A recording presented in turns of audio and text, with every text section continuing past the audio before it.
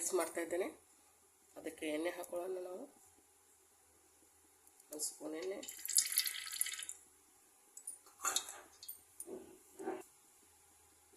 ಅದಕ್ಕೆ ಈರುಳ್ಳಿ ಹಾಕೋಣ. ಈರುಳ್ಳಿ ನೀಟಾಗಿ ಫ್ರೈ ಮಾಡೋಣ.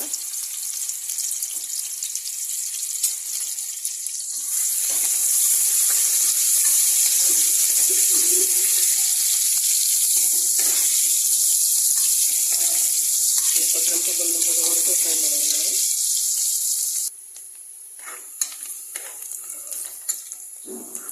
ನೋಡಿ ರೇಟ್ ಆಗ್ತಾ ಇದೆ ಈರುಳ್ಳಿ ಇಲ್ಲ. ಈಗ ಇದಕ್ಕೆ ನಾವು ಮೆಣಸಿನಕಾಯಿ ಹಾಕೋಣ. ಒಂದು 4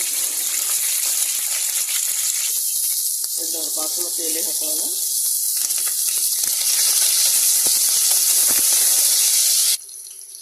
ಎಲೆ ಹಾಕೋಣ.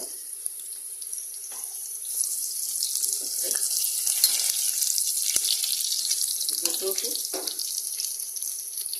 ಕ್ಯಾರೆಟು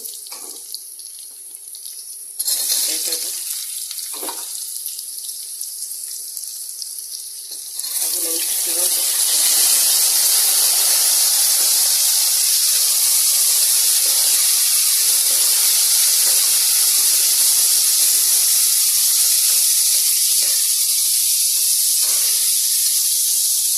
ನೋಡಿ ಫ್ರೈ ಆಗ್ತಾ ಇದೆ. ಇದಕ್ಕೆ ನಾವು ಅದ್ರದ್ದು ಪೇಸ್ಟ್ ಹಾಕೋಣ.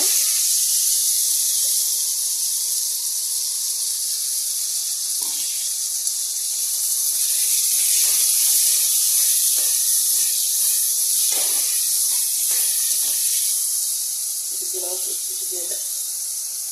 ಗರಂ ಮಸಾಲ ಹಾಕೋಣ. ನೀರು 1/2 ಸ್ಪೂನು.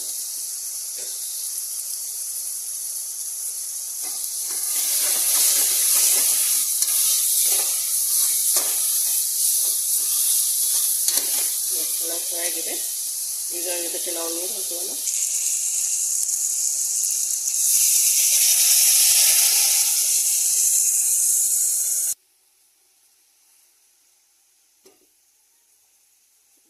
ಕಾದಿರೋ ನೀರನ್ನು ಹಾಕ್ತಿದ್ದೆ ನಾನು.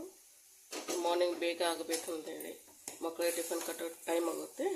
ಅದಕ್ಕೆ ಈ ಕಡೆ ಒಗ್ಗರಣೆ ಕೊಡುತ್ತಾನ ಆ ಕಡೆ ನೀರು ಕಾಯಲಿಟ್ಟಿದ್ದೆ ನಾನು, ಬಿಸಿ ಬಿಸಿ ನೀರು. ಸರಿ, ಈಗ ನಾವು ಇದಕ್ಕೆ ಸಾಲ್ಟ್ ಹಾಕೊಳ್ಳೋಣ. ರುಚಿಗೆ ತಕ್ಕಷ್ಟು ಉಪ್ಪನ್ನು ಹಾಕಿ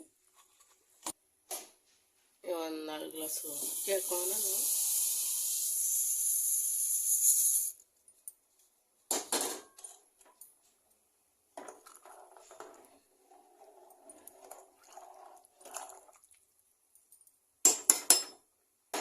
ಇದು ಬಿಟ್ಟುಡ್ದು ಕಲರ್ ಬಿಡ್ತಾ ಇದೆ.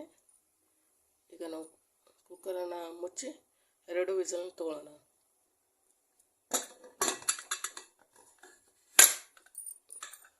ಎರಡು ವಿಸಲನ್ನು ತಗೊಳ್ಳೋಣ.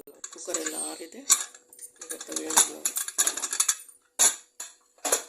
ನೋಡಿ ರೈಸ್ ಹೇಗೆ ಆಗ್ತದೆ. ಇದನ್ನು ಈಗ ಮಿಕ್ಸ್ ಮಾಡೋಣ.